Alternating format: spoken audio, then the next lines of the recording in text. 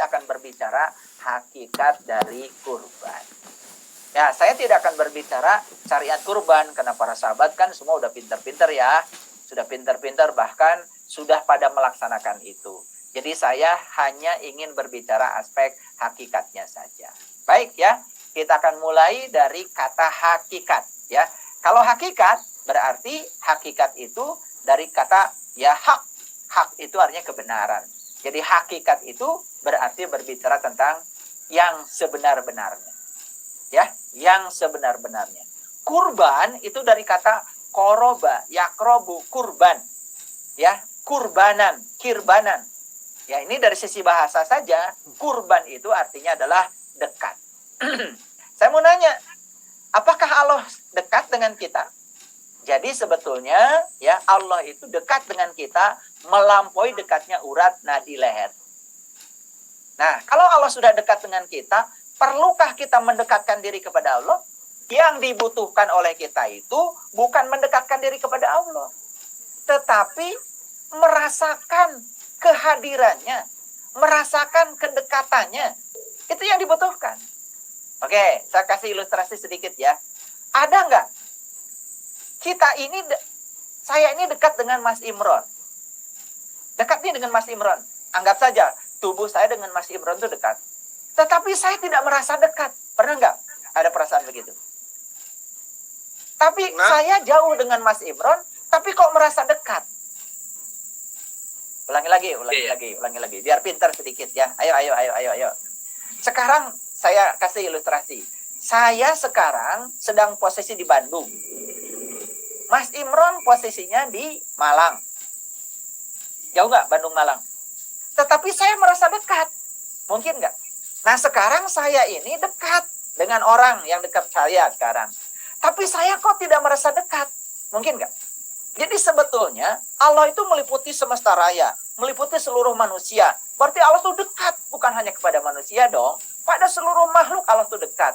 Cuman ada yang merasakan kedekatan Allah dengan dirinya, ada yang tidak merasakan kedekatan Allah dengan dirinya.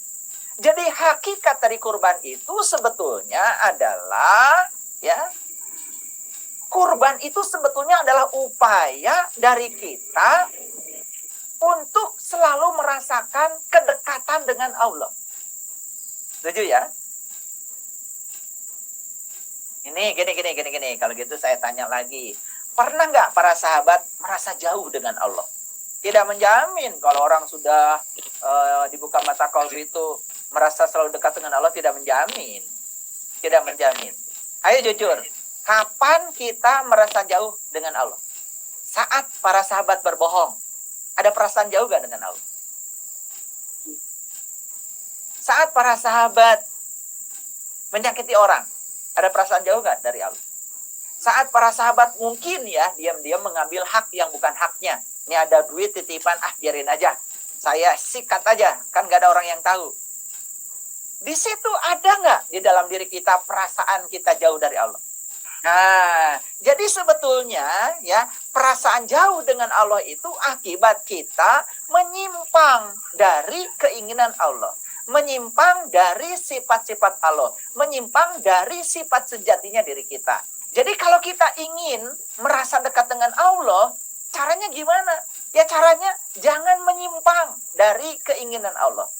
Jangan menyimpang dari nasihat Allah. Jangan menyimpang dari bimbingan Allah.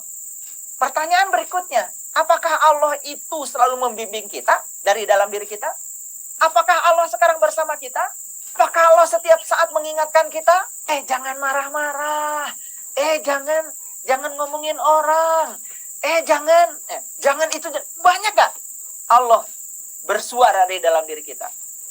Jadi selama ini ya kurban itu yang kita lakukan sering tidak berhasil karena kita nggak ngerti caranya. Kurban itu sebetulnya bukan dekat, bukan mendekat, karena kita nggak perlu mendekat lagi dengan Allah. Kurban yang sebenarnya adalah melakukan upaya supaya kita tidak menyimpang dari segala titah dan perintah Allah, tunduk dan patuh kepada Allah, mendengarkan surah Allah, mengikuti bimbingan Allah. Saat kita mengikutinya, di situ kita akan merasakan kedekatan kita kepada Allah. Oke, sampai sini mengerti dulu. Ini saya baru cerita tentang hakikat kurban. Awas ya, saya tidak membahas yang syariat. Yang syariat kan sudah pada pinter-pinter. Yang itu mah nggak usah dibahas lagi ya. Pasti besok kan, sebentar lagi rebutan daging. Nggak usah dibahas itu, nggak usah dibahas. Ya, nggak usah dibahas. Saya tadi cuman memberikan sedikit saja pemahaman ya bahwa menumpahkan darah itu kan kata Quran apa tadi? Haram apa halal? Darah haram. Siapa kira-kira? Darah siapa kira-kira? Ya darah siapa saja. Kan semua makhluk ingin bahagia. Kan semua makhluk ingin bahagia dan semua makhluk tidak mau menderita. Oke, lanjut dulu.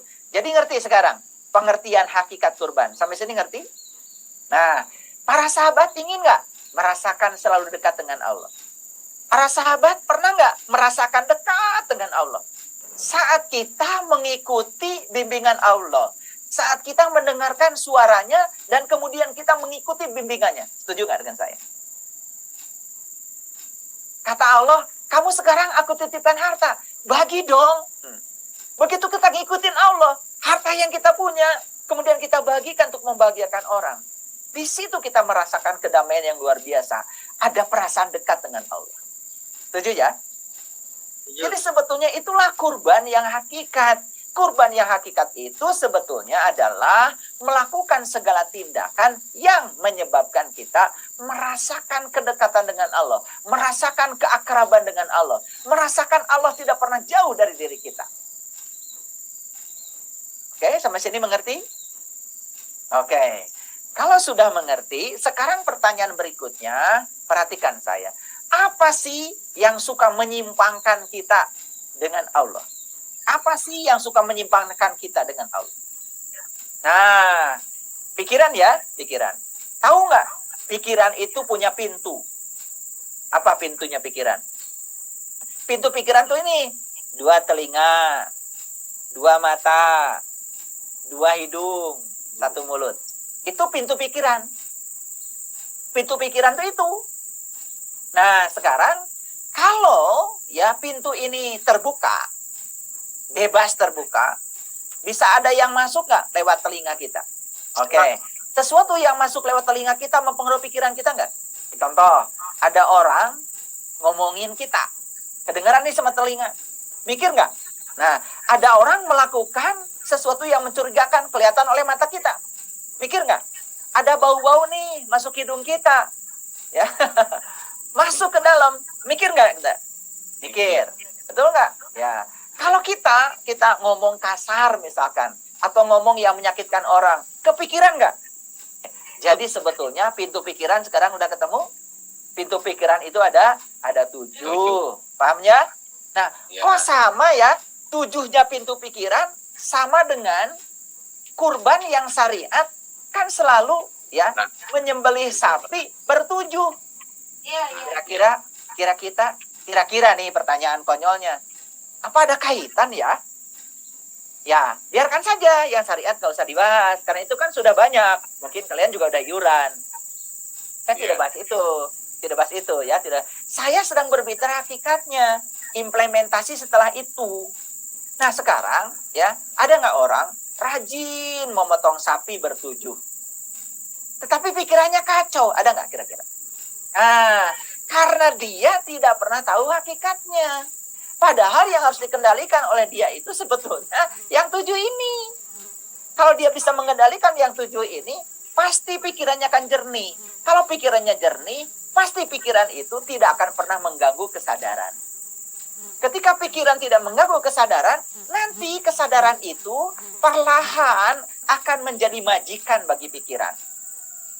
Nah, selama ini justru kesadaran ini menjadi pelayan bagi pikiran.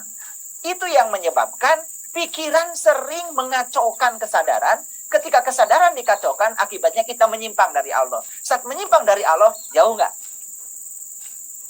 Jauh. Kita akan menjauh. Ketika kita menjauh, berarti tidak dekat. Perasaan jauh dari Allah, sebenarnya bukan Allah menjauh. Karena Allah tidak pernah menjauh dari kita. Allah menyatu kok dengan napas kita. Perasaan jauh dari Allah semata-mata karena kita menyimpang dari hati nurani kita sendiri. Dari keinginan Allah yang ada dalam diri kita. Saat kita menjauh, pengganggu utamanya tadi adalah pikiran. Nah, saat pikiran diizinkan mengganggu kita, Sebetulnya karena apa? Karena kesadaran kita rendah. Nah, karena kita mengizinkan semua masuk lewat 7 pintu itu, sehingga pikiran menjadi terganggu. Ini bahasa umumnya ya. Bahasa khususnya ada yang lebih lagi, tapi saya tidak akan bahas itu ya, karena saya tahu ini kajian umum. Jadi kita bicara yang umum-umum saja dulu. Paham sampai di sini? Jadi kesadaran rendah itu gara-gara kesadaran kita menjadi pelayan bagi pikiran. Harusnya pikiran menjadi pelayan bagi kesadaran. Nah, oleh karena itu, orang-orang yang merasakan kedekatan dengan Allah adalah orang-orang yang berkesadaran tinggi. Nah, orang yang berkesadaran tinggi otomatis orang yang bisa mengendalikan pikirannya. Orang yang bisa mengendalikan pikirannya tidak mungkin dia menyimpang dari kehendak Allah yang ada di dalam dirinya. Maka dia akan terus mengikuti apa yang dimau oleh Allah. Oke, sampai di sini mengerti ya? Oke, itu sebabnya ada kata-kata leluhur kita di tanah Jawa.